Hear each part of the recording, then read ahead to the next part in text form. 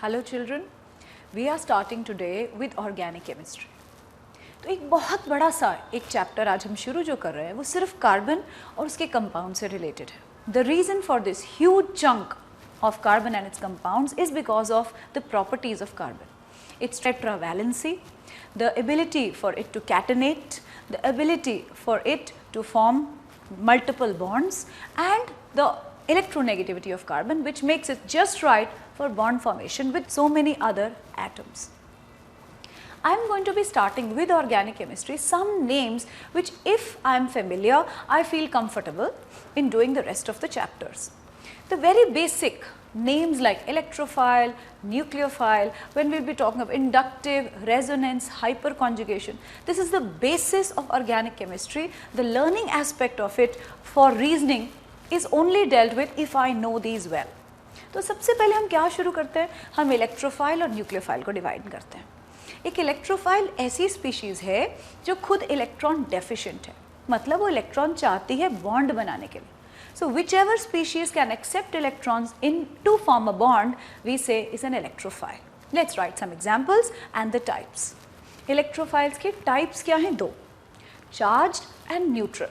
Charge मतलब क्या कि उनके पास एक पॉजिटिव चार्ज हो, जैसे मैंने कहा NO+, Cl+.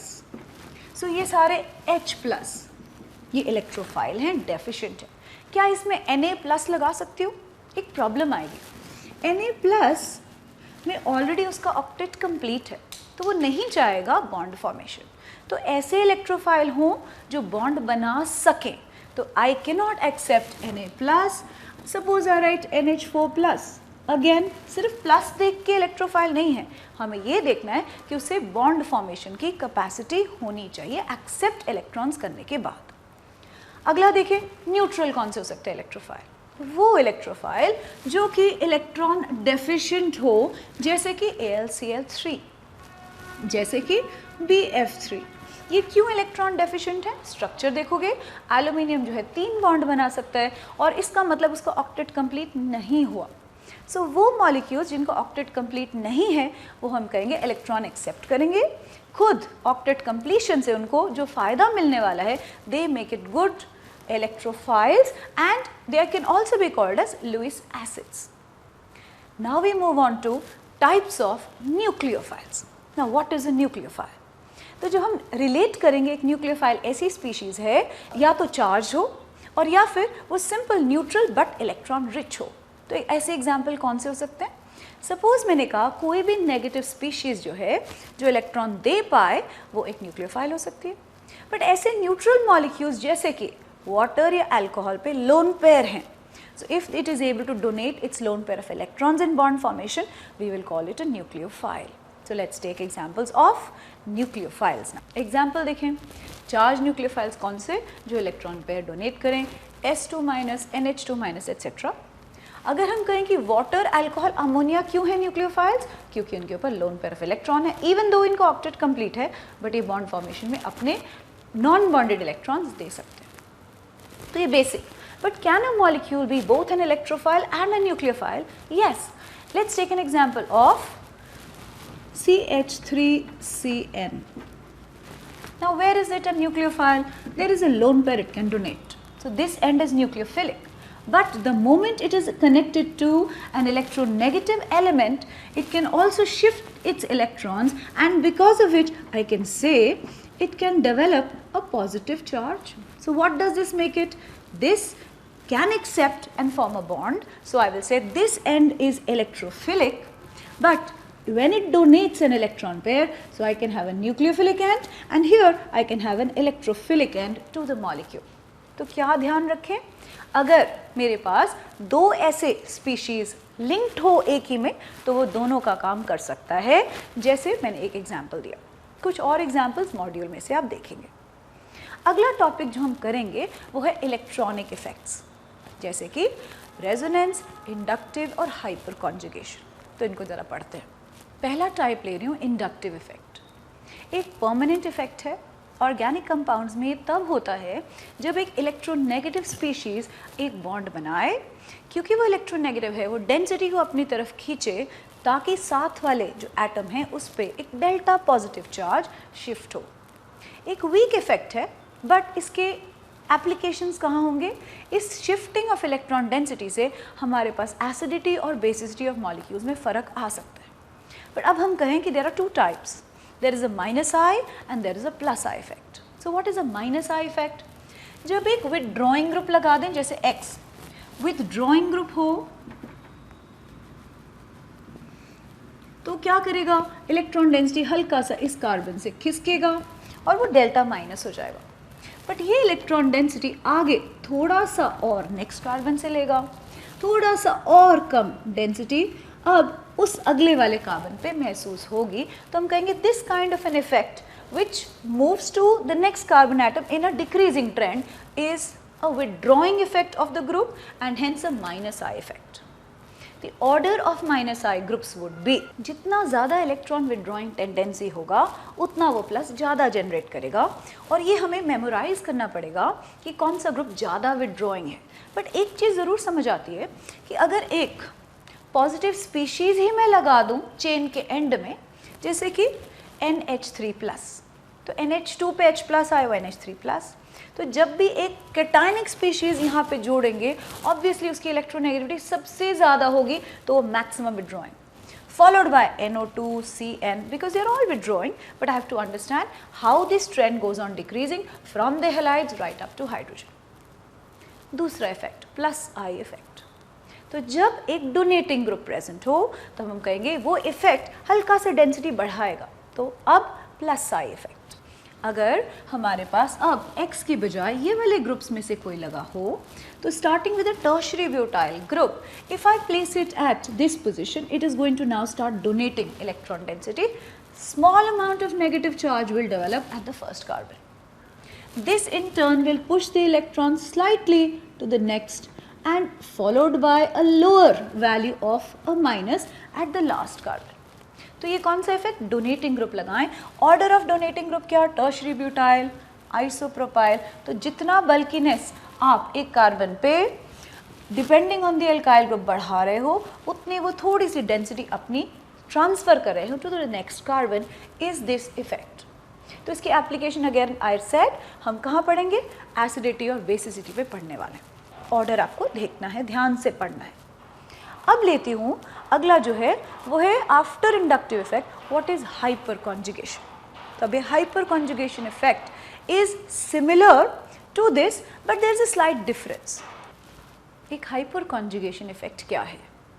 ऑब्जर्वेशन है कि अगर मैं प्रोपीन ले लूँ तो मेरे पास ये जो एक डबल बॉन्ड के साथ वाला कार्बन है वो अनयूजुअली शॉर्टर है।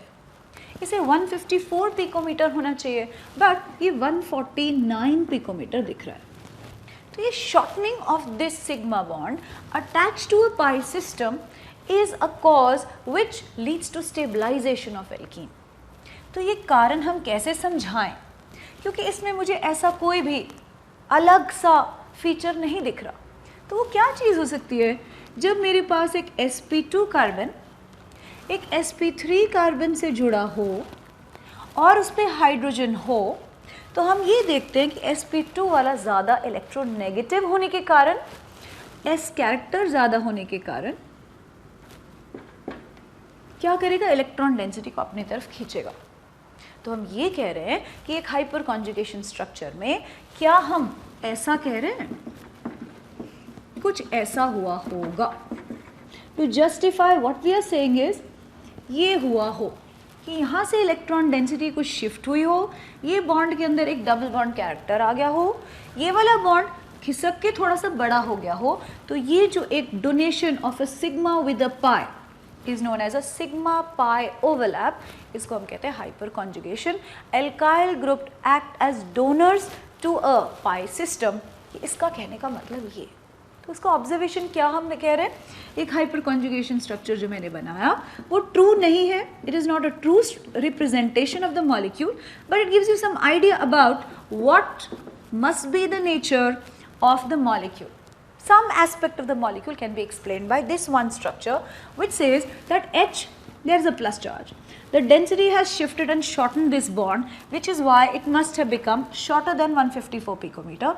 This is a double bond length which has moved out and because of which it has elongated itself. तो इसका नाम है हाइपर कॉन्जुगेशन.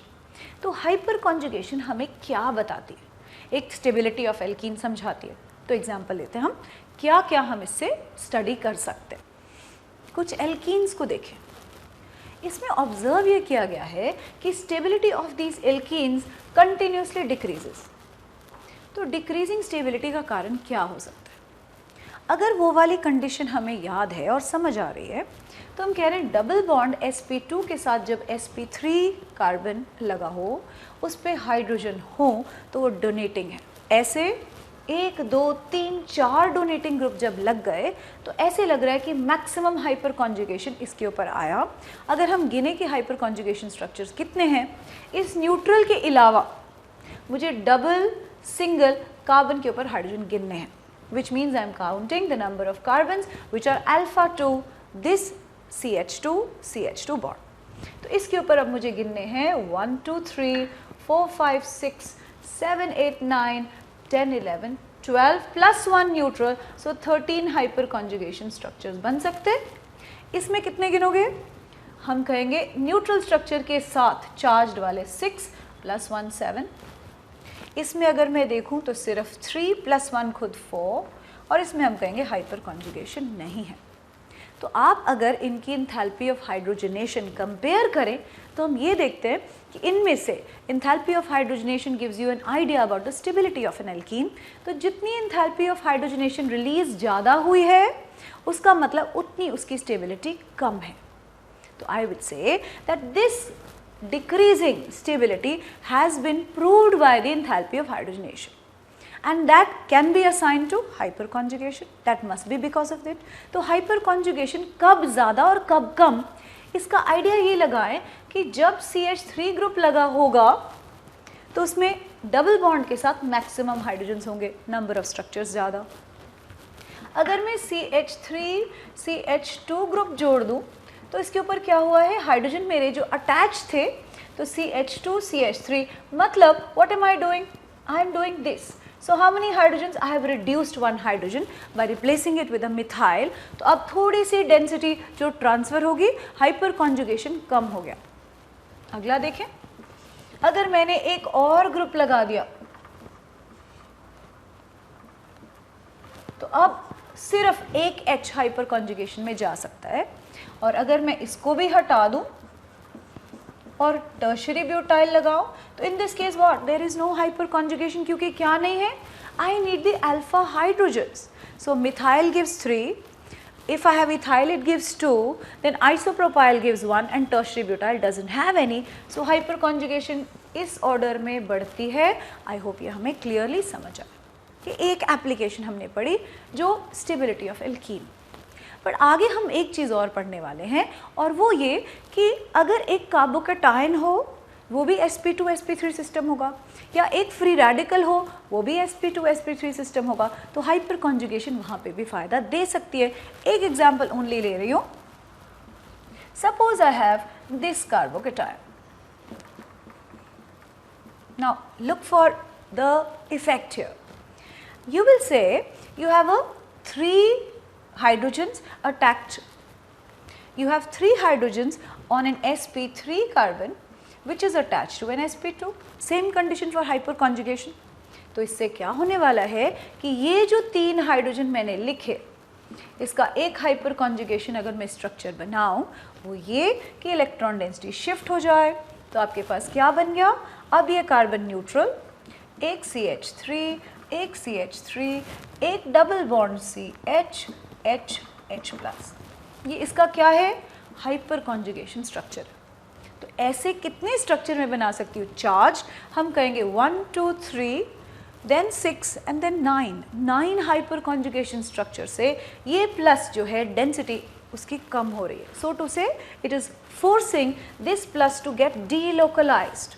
तो जब भी प्लस डीलोकलाइज हो इसका मतलब उसे फ़ायदा हुआ है. तो this is what hyperconjugation helps you to do. If this is to be considered and I call this 3 degree why because वो कार्बन जो 3 कार्बन से जुड़ा है उसका नाम है 3 डिग्री कार्बोकेटायन। तो 3 डिग्री में ऑब्वियसली ऐसे मिथाइल ग्रुप मैक्सिमम होंगे और इसीलिए हाइपर कॉन्जुगेशन मैक्सिमम होगी। बट अभी मैंने एक और इफेक्ट बताया, वो था इंडक्टिव। क्या ये alkyl group plus I effect याद करें तो ये डोनेटिंग ग्रुप्स हैं, तो 2 कारण से ये स्टेबलाइज्ड है। एक हाइपर कॉन्जुगेशन जो मैंने कहा कि वो फैला रहा है इस प्लस को, कैसे, यहाँ से उसने इधर किया, फिर इधर, all these 9 structures can cause this to spread. The other effect which I talked about was कि इंडक्टिव इफेक्ट क्या करेगा, वो डोनेटिंग है, तो डोनेटिंग से एल्काइल ग्रुप को क्या होने वाला है, ये वाले एल्काइल ग्रुप इस प्लस को डेंसिटी अपनी ट्रांसफर डेल्टा कर रहे हैं, जिसके कारण वो प्लस कम होगा। तो एक चीज़ समझ लें, जब भी प्लस किसी तरीके से आप कम करें या उसे स्प्रेड करें तो स्टेबिलिटी उसकी जो है बढ़ जाएगी, क्योंकि कोई भी चीज़ नेचर में पॉजिटिव या नेगेटिव नहीं रहना चाहती। तो how do you do that?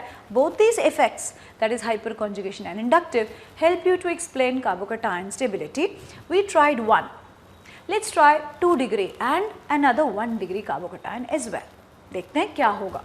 Apply कर लें, देखो कौन सा इफेक्ट। अभी मैंने 3 डिग्री कार्बोकेटायन को इफेक्ट बताया, 9 hyper conjugation structures other than this one. If I try this, I have an sp2 connected to sp3, so I know there are 7 hyperconjugation including this one structure. Here there are only 3 plus 1, 4. Here there is no hyperconjugation. If I talk of inductive effect, how many inductive effects? 3 inductive effects. Plus charge को काफ़ी reduce कर रहे हैं। इसके ऊपर 2 inductive effect, plus charge थोड़ा कम हुआ, और प्लस कम होना मतलब स्टेबिलिटी बढ़ना, सिर्फ एक इंडक्टिव इफेक्ट।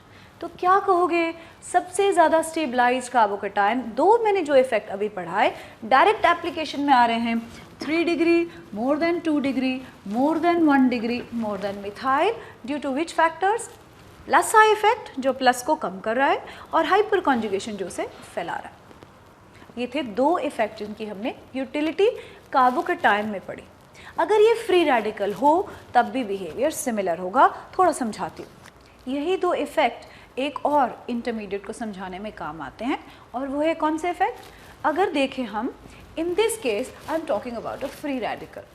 तो फ्री रेडिकल जरा सा बेसिक डिटेल इतना कि वो स्पीशीज जो आप देख रहे हो वो न्यूट्रल है, बट एक खास बात क्या है उसमें कि उसका ऑक्टेट कंप्लीट नहीं है। इसके अंदर हम टोटल इलेक्ट्रॉन देखें तो 7 इलेक्ट्रॉन सिस्टम्स हैं सारे। 7 इलेक्ट्रॉन होने से उसकी डेफिशिएंसी है, और वो क्या चाहेगा कि मुझे कोई डोनेटिंग ग्रुप या अगेन हाइपर कॉन्जुगेशन से इफेक्ट अगर मिले, फ़ायदा मिले, तो वो स्टेबिलिटी को बढ़ाएगा। So I hope you are able to understand that this alkyl group just like carbocation stability increases with the number of alkyl groups. यहाँ पे भी डेफिशिएंसी तो है ही ना, तो ये फ़ायदा करेगा, ये इंडक्टिव इफेक्ट फ़ायदा करेगा, ये इंडक्टिव इफेक्ट फ़ायदा करेगा। बट ये एक sp2 कार्बन है, डेफिशिएंट है इन द सेंस कि उसके अंदर डेंसिटी इलेक्ट्रॉन अभी कम है। तो अब हाइपर कॉन्जुगेशन कितने स्ट्रक्चर्स फिर से बना सकते हैं? तो हाइपर कॉन्जुगेशन अब कैसे दिखाओगे? एक स्ट्रक्चर में बना के दिखाती हूँ, और गिन लेंगे उसके बाद कितने हाइपर कॉन्जुगेशन स्ट्रक्चर्स हैं। क्योंकि उस पर एक डॉट है, अब मैं रिप्रेजेंटेशन थोड़ा अलग कर रही हूँ। इसका मतलब ये कि उसको सिर्फ एक और इलेक्ट्रॉन चाहिए, क्योंकि वो चार्ज नहीं है, उसे सिर्फ अपना ऑक्टेट कंप्लीट करना है। Are you able to understand? It will become, ये क्या हुआ, ये बॉन्ड खुला, एक H डॉट बन गया, दूसरी डेंसिटी यहाँ शिफ्ट होके एक डॉट क्या बन गया? ये आपके पास एक डबल बॉन्ड बना। तो दिस डॉट और free radical has again dispersed over the system. कितने स्ट्रक्चर्स? 3 इधर, 3 इधर, 3 इधर, खुद ये। वैसे ही in the first case I will say there are going to be 9 plus 1, 10 structures including this one. Here how many structures? 7 structures. Here how many structures? I will say 4, and here there is no hyperconjugation. So order of stability of free radical also by the 2 effects which I just taught is going to be 3 degree, 2 degree, 1 degree methyl. I now move on to one very important electronic effect which is resonance. चलो अब इसको समझते हैं। Resonance effect, The delocalization of the pi cloud on the molecule leads to a stability which we say is resonance. Conditions क्या है, resonance कब होगी, ये पाई क्लाउड जो है मॉलिक्यूल में फैलने से क्या होगा। हम कहते हैं कि अगर मॉलिक्यूल प्लेनैरिटी में है या उसमें कॉन्जुगेशन है और उसमें एक वेकेंट डी ऑर्बिटल एक्सेप्ट करके इलेक्ट्रॉन को एक्सेप्ट करने के लिए है, तो ये रेजोनेंस है, जा सकती है। तो अगर मेरे पास एक सिस्टम लेते हैं,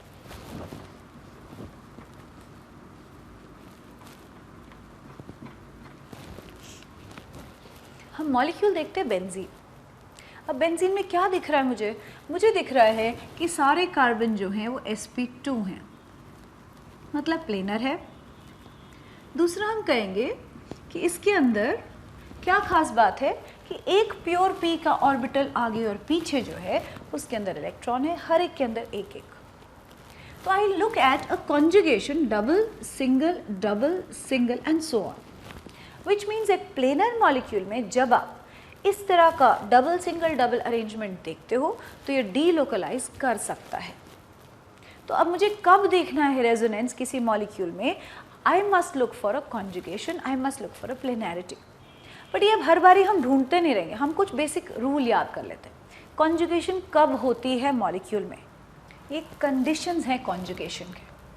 जब आप देखें डबल सिंगल डबल, ये ज़रूरी नहीं है कार्बन में ही हो, कोई और भी स्पीशीज़ हो सकती है, एटम कोई भी और हो सकते हैं। अगर डबल सिंगल डबल देख रहे हैं, जहाँ डबल है वहाँ ट्रिपल भी हो एक तरफ, it doesn't matter, it simply means there is going to be a delocalisation. The second would be I have a double single lone pair, double single minus, ये एटम ज़रूरी नहीं है कार्बन हो, ये कोई और भी हो सकता है। एक्स मैंने इन जनरल लिखा, डबल सिंगल प्लस, कंडीशन से बाहर से याद, double single plus, double single minus, double single lone pair, double single free radical, again any atom, and lastly a plus with a lone pair any atom. अगर इसमें ये देखा जाए octet completion आ रहा है इसमें, तो ऑक्टेट कंप्लीशन आने से इसकी जो स्टेबिलिटी है वो सबसे ज़्यादा बढ़ गई है बाय रेजोनेंस।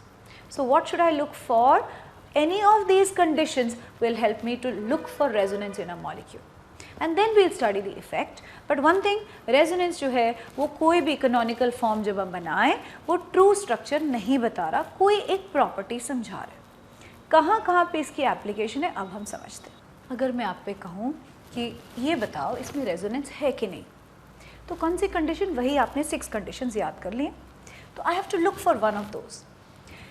पहली चीज़ जो मुझे दिख रही है डबल सिंगल डबल, रिंग में तो मुझे पता है बेंजीन में तो कॉन्जुगेशन है ही, इसकी बाहर Cl लगाने से कोई रेजोनेंस पे इफेक्ट आया है, तो आप कहोगे कि there is a double single lone pair. What will happen, the lone pair will shift its density towards the ring, but the moment I am saying I look for the system, ये shift क्यों होगा, क्योंकि rich है। जैसे ही density shift होगी, carbon will be force to remove this pi cloud, because उसके जो ऑलरेडी ऑक्टेट कंप्लीट था, एक इलेक्ट्रॉन आप और पेयर डाल रहे हो तो बॉन्ड बना रहा है, तो एक को बाहर शिफ्ट करोगे, तो रेजोनेंस क्या हुआ, ये पहला तो रेजोनेंस है, पर रेजोनेंस कैनोनिकल फॉर्म हमने क्या बनाया, हमने बनाया ये। अगर फिर से दूसरी कंडीशन देखें, डबल सिंगल माइनस, कॉन्जुगेशन फिर से है, ये शिफ्ट इधर आ सकता है, मतलब क्या कि ये जैसे ही इलेक्ट्रॉन ने यहाँ पाई बॉन्ड बनाया, फिर से 5वां बॉन्ड, डेंसिटी शिफ्ट हो गई। तो आप कह रहे हैं ये जो चल रहे हैं ये क्लोरोबेंजीन के रेजोनेटिंग स्ट्रक्चर हैं, और क्या इनकी स्टेबिलिटी अगर मैं कंपेयर आपको करने को कहूँ तो हम कैसे करेंगे। 5 रेजोनेटिंग स्ट्रक्चर मैंने बनाया, देखो ज़रा, एक शिफ्ट हुआ यहाँ पे माइनस, कौन सी पोजीशन, Cl के मुताबिक ऑर्थो, सेकेंड आपने शिफ्ट किया पैरा, तीसरा आपने वापस शिफ्ट किया फिर से ऑर्थो, और ये एक और स्ट्रक्चर। तो जब हम कहें स्टेबिलिटी ऑफ रेजोनेटिंग स्ट्रक्चर्स किस पे डिपेंड करती है, पहला octet completion overrides all other rules, दूसरा आपके पास इलेक्ट्रोनेगेटिव एलिमेंट पे नेगेटिव चार्ज लाना और इलेक्ट्रोपॉजिटिव एलिमेंट पे पॉजिटिव लाने से फ़ायदा होगा, तीसरा जितने ऑपोजिट चार्जेस क्लोज होंगे उतना रेजोनेंस जो है आपके पास फेवर्ड होगी वो कैनोनिकल फॉर्म, और जितने लाइक चार्जेस पास लाओगे उतना आपको मुश्किल होने वाला है। So keeping these rules in mind, what do you think is going to be the stablest form? You will also keep in mind one thing, that neutral structures are going to be stabler than charged ones. तो सबसे पहला हमारे पास 2 थे neutral, तो 1 and 5 have equal. देखो जरा फ़र्क क्या है दोनों में, सिर्फ पोजीशन बदला है, बाकी ये दोनों क्या है, कैनोनिकल फॉर्म है।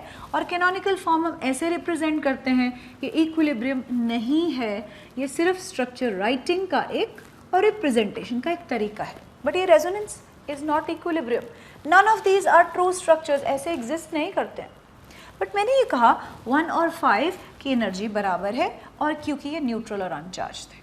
आगे देखें, हमारे पास एक है plus minus, equal position ortho, जितनी पास उतनी स्टेबिलिटी ज़्यादा। तो आप नेक्स्ट कहोगे 2 and 4 would now be the next in stability, followed by the last which is going to be structure number 3.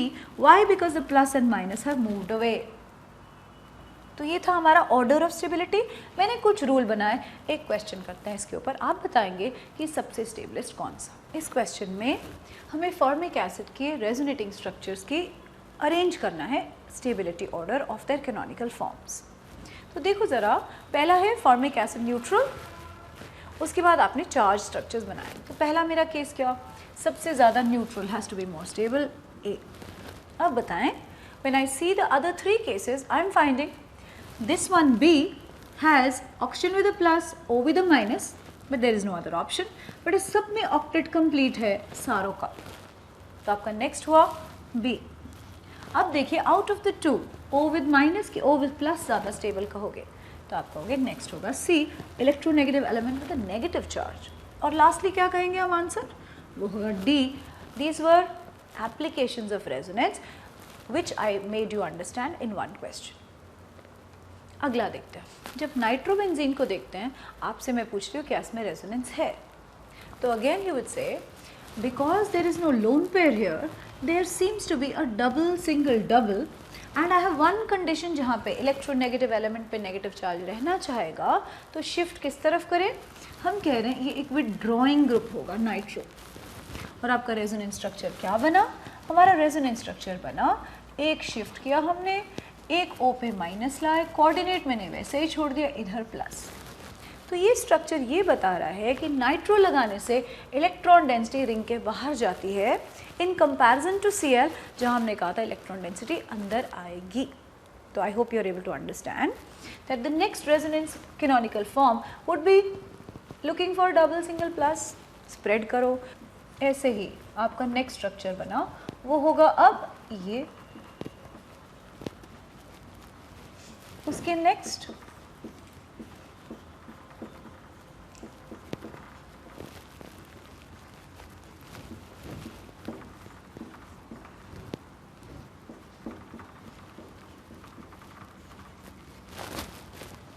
ये जो थे नाइट्रोफॉर्म बेंजीन पे लगाने पे रेजोनेटिंग स्ट्रक्चर्स थे।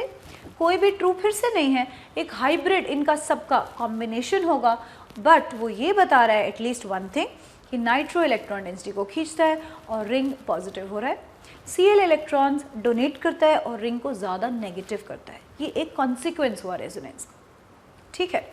तो after this we will now take up one more extreme case of resonance which is called aromaticity. Huckel's rule for aromaticity, वो ये कहता है कि एक मॉलिक्यूल बेंजीन लाइक उसकी स्टेबिलिटी हो सकती है, वो ज़रूरी नहीं है बेंजीन हो उसमें, बट उसमें कुछ कंडीशन होनी चाहिए। वो है कि वो रिंग हो, कॉन्जुगेटेड हो, प्लेनर हो, और उसमें 4n+2 पाई इलेक्ट्रॉन्स हो, where n could be 0, 1, 2 and so on. Molecule अगर पहले 3 कंडीशन होल्ड करे बट लास्ट वाली कंडीशन 4n पाई इलेक्ट्रॉन हो, तो हम कहते हैं वो एंटी एरोमेटिक है और उसकी स्टेबिलिटी बहुत कम है, यूनिकली अनस्टेबल है। और अगर पहले 3 कंडीशन में से ही कोई कंडीशन ना हो, तो हम कहेंगे कि वो नॉन एरोमेटिक है, या वो sp2 नहीं है, या वो रिंग नहीं है, या वो कॉन्जुगेटेड नहीं है, तो हम कहेंगे वो नॉन एरोमेटिक है। तो 3 system, aromatic all conditions, non aromatic any one of the 3 first conditions are not satisfied, last one when the number of pi electrons other than condition number 1, 2, 3 are not 4n + 2 pi but 4n। Example लेके बताते हैं कि कब aromaticity है और वो uniquely stable है। Benzene को एग्जाम्पल नंबर 1 मानते हुए बेंजीन को देखें, all conditions are satisfied, it's a ring, it's planar because all the carbons are sp2, which means it's planar. It has a conjugation, meaning it has a double single double character, and lastly it has 4n + 2 pi electrons. If I put n equal to 1, I understand there should be 6 pi electrons, and I am finding those 6 pi electrons here, 1 2 3 4 5 6। तो ये सारे rule ओबे करता है। अब मैं कुछ species देने वाली हूँ और हम वर्कआउट करेंगे कि वो एरोमेटिक है कि नहीं है। Suppose you are given an integer type question, which of these species are aromatic. तो कंडीशंस वही याद करते हुए let's try and work out one example at a time. पहला मॉलिक्यूल देखें, वो स्पीशीज़ जो है एक रिंग स्पीशीज़ है, प्लेनर है, sp2 sp2 sp2। दूसरा अगर हम देखें इसके अंदर तो हम ये भी देख रहे हैं कि अंदर पाई इलेक्ट्रॉन्स इसके पास हैं सिर्फ 2, तो 4n अगर 0 लगाऊं तो ये सिस्टम ठीक है, सारी कंडीशंस बैठ रही है। तो पहला जो है साइक्लोप्रोपीनाइल कार्बोकैटायन एरोमेटिक है, स्टेबल है। बट अगर मैं उसी पे माइनस लगा दूं तो क्या कहेंगे कि अब इसके अंदर अगर हम कंपेयर करें तो I am not finding the aromatic conditions at all. क्यों? क्योंकि पाई इलेक्ट्रॉन बढ़ गया। तो आपका आंसर ये है एंटी एरोमेटिक है, क्योंकि आपके पास अब 4 पाई इलेक्ट्रॉन हो गए, 2 ये और 2 खुद, तो इसीलिए नॉट एरोमेटिक। अगला देखें, साइक्लोपेंटाडाइनाइल कार्बोनाइल, गिनते हैं। It's a ring, it's conjugated, I see the double single double, I find there are 4 electrons and there are 2 more present here, which is why the negative sign. So अगर वो pure P में डाल दूँ, sp2 hybridised अभी भी हो, तो हम ये कहेंगे कि ये जो है सिस्टम फिर से 6 पाई इलेक्ट्रॉन है, प्लेनर है, कॉन्जुगेटेड रिंग है, एरोमेटिक। तीसरा केस देखें, 1 2 3 4 sp2 है ऊपर वाला carbon but anti aromatic, why 4 pi electrons only. Next देखो, tropylium ion, double single double sp2, फैल सकता है, अच्छा सिस्टम है। टोटल इलेक्ट्रॉन गिने 6 पाई, 1 2 3 4 5 6, कॉन्जुगेटेड रिंग, प्लेनर, एरोमेटिक। अगला मॉलिक्यूल एक न्यूट्रल मॉलिक्यूल है, पिरिडीन। कार्बन देखें अगर उसमें 1 2 3 4 5, अगर हम देखें एक नाइट्रोजन है उस पर लोन पेयर है बट ऑलरेडी 6 पाई इलेक्ट्रॉन्स अंदर है, कॉन्जुगेटेड सिस्टम है, नाइट्रोजन गिने तो 1 2 3 sp2 हाइब्रिडाइज्ड है, तो ये भी एरोमेटिक है हमारा मॉलिक्यूल। लास्टली देखो, पाइरोल मॉलिक्यूल में आई am finding 1 2 3 4, I am finding a lone pair on nitrogen, but अगर मैं उसकी हाइब्रिडाइजेशन देखूं 1 2 3 और 4 गिन दूँ sp3 में तो आउट ऑफ प्लेन चला जाएगा, क्योंकि sp3 109 डिग्री 28 पे होता है। sp2 होता तो वो प्लेनर हो जाता और आपके पास जो पाई इलेक्ट्रॉन्स हैं वो क्या होते, सिस्टम एक ही प्लेन में आ जाते रिंग के साथ। तो it is forced to move the electrons in an sp2 orbit. If it goes in an sp2 orbital, now how many do I have? 1 2 3 4 5 6। खुद ये मॉलिक्यूल sp3 ना हो के sp2 सारा होने के कारण n भी प्लेन में है, सारी प्लेनैरिटी है, रिंग है, 6 पाई इलेक्ट्रॉन, वो नाइट्रोजन वाले भी 2 गिनने के बाद अब ये क्या हो गया, एरोमेटिक। तो हमारा इस क्वेश्चन का आंसर अगर इंटीजर हमें निकालना होता कि कितने एरोमेटिक है तो हमारा आंसर होता 1 2 3 4 एंड 5। अगर हमें इसमें अब इंटीजर टाइप क्वेश्चन को सॉल्व करके आंसर देना होता तो हमारा आंसर होता 5। Based on what you have understood today, now please go back to the module and do the questions based on the 3 electronic effects and also the type of electrophile and nucleophile. ये सारे जो हमने आज effect पढ़े, इनकी application अब next जितने भी आप चैप्टर पढ़ने वाले हैं ऑर्गेनिक में वो हर जगह आएगी। तो अब इनको रिवाइज कर लें, इसका मॉड्यूल्स कर लें, ताकि आगे हमारी ऑर्गेनिक केमिस्ट्री इनके बेस बना के स्ट्रॉन्ग हो। God bless.